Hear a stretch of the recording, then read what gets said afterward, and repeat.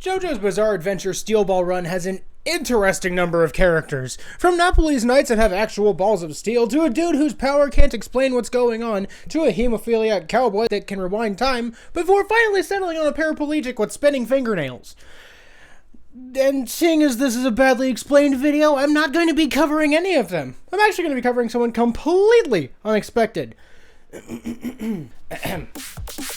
A soldier for the Union, marked by battle, left scarred in a fashion resembling the flag of his home. He leaves his enemies falling through thousands of rabbit holes. The 23rd President of the United States of America. He's walking Black Force energy dripped out in the manliest shade of pink. This Alice Cooper in Wonderland-looking player in the management profession will leave all of us guessing. This is Funny Valentine! Funny Valentine serves as the major antagonist in Part 7, and holy shit, the amount of people telling me that Mr. Funny Valentine is Donald Trump is just fucking despicable. Like, I like Trump to a certain degree, but come on, look at him. I'm not going to insult Mr. Valentine like that. Like, we all know Trump's stand would be the wall, or its localized and not even remotely close to accurate name, Biggie McCheese. Come on, folks. Go, you know the thing. Anyhow, born in the US of A in 1847, this mad lad started off as a normal child. You know, nothing too out of the ordinary here. That is until his dad heads off to the war zone and doesn't come back with the milk or the dub. But one of his squad mates came back and told Funny just how much of a G his old man was. The one and only thing that kept his father from giving the Confederacy any information was a handkerchief that had Funny Valentine's birthday embroidered on it, to symbolize that not only was he protecting his country, but his son as well, and that is what gave him the strength, old Papa Valentine, to keep his mouth shut and not spill any state secrets up until the very end. Pretty wholesome and patriotic story, honestly. Like, huge ups on his team, on his squaddy for, like, doing that. That is until Homeboy tells Funny Valentine, who is still a child at this point in the story, that the handkerchief was never found by the enemy because during one of their torture sessions, the Confederates cut out one of Captain Valentine's eye, and he hid the handkerchief in his eye socket. And before you ask, yes, it's a reference to Pulp Fiction and a certain pocket watch entering a specific human orifice. I'm not explaining further.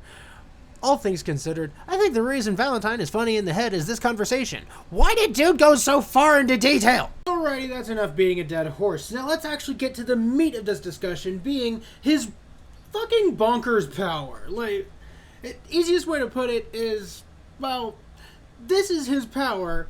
Dirty deeds done dirt cheap, or more often known as D4C. D4C is by far one of the most viciously broken stands in all of JoJo's Bizarre Adventure, and I seriously wish that meant something, but even JoJo's Part 9, they're fucking insane.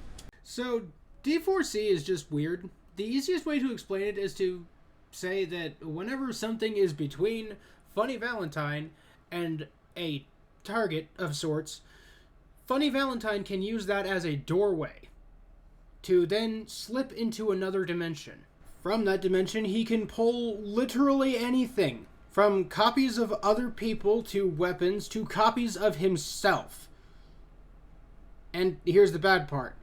When he pulls a copy of you through whatever, that version of you essentially becomes a weapon of personal destruction?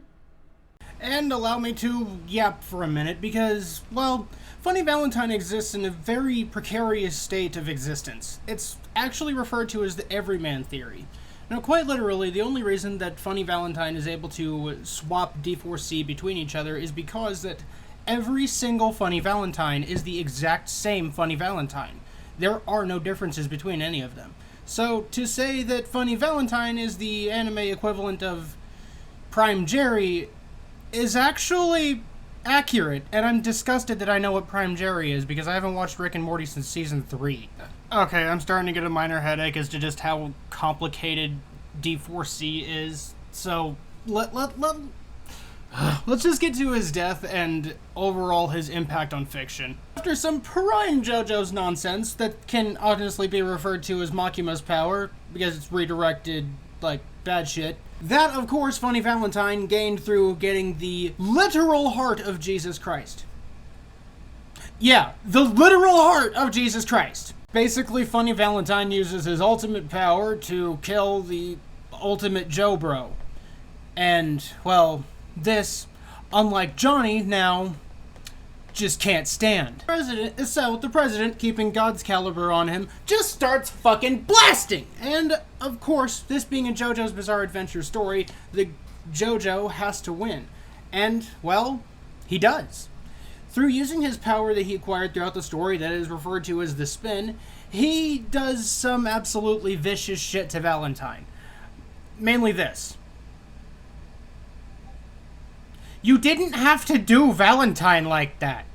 Like, I understand that he's aging a lot, but goddamn, you did not have to do him like that. Anyway, so finally, after somehow he re-aged to being younger, Funny Valentine finally caught a fingernail in the forehead. That is not a sentence that I thought would ever leave my mouth. And, of course, Funny Valentine, thinking shit was sweet, swapped to a different universe, only to realize, oh my god, shit ain't sweet, I'm still spinning!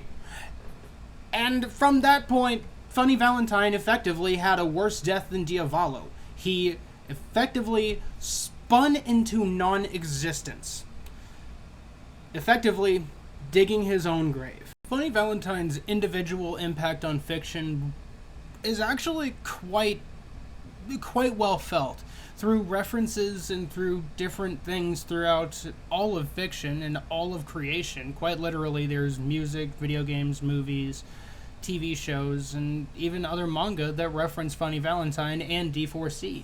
So, honestly, the impact of JoJo's Bizarre Adventure and D4C, or Funny Valentine, can be felt throughout everything. Because, well, let's face it, JoJo is love, and JoJo is life. And that was a cringy fucking outro.